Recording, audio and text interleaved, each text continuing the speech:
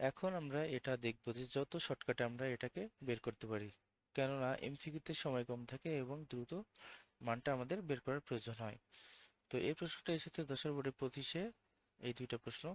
তো আমরা দেখব যে আহ, একটি বাক্সে 8টি কালো বল আছে, 16টি লাল বল এবং 24টি নীল বল আছে। দৈবভাবে একটি বল নির্বাচন করা হলে বলটি কালো হওয়ার সম্ভাবনা কত? কালো হওয়ার সম্ভাবনা যেহেতু চাচ্ছে, তাহলে আমরা এখান থেকে কিভাবে অ্যান্সার বের করব? যে মোট বলটা আগে নিচে লিখবো। তো আমরা দেখতে পাচ্ছি এখানে 8, 16 এবং 24 এটা যোগ করলে মোট বল হয় হচ্ছে 48। সবসময় মোট বলটা নিচে লিখবো। তারপরে যেহেতু এখানে কালো হওয়ার সম্ভাবনা আছে, অথবা আমরা কালো বলটি উপরে লিখবো। কালো বল উপরে। 8 অক্ষে 8, 6 8-এ 48 সমান 1/6। এটাই হচ্ছে আমাদের অ্যান্সার। এখন বলছে যে বলটি নীল না হওয়ার সম্ভাবনা কত?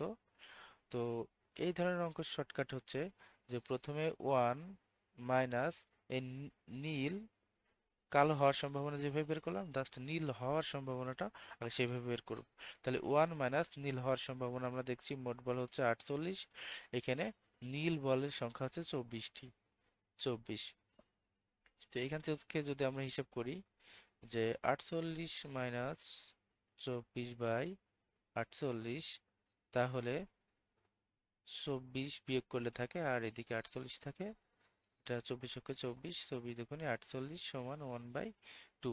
এটাই হচ্ছে আমাদের অ্যান্সার।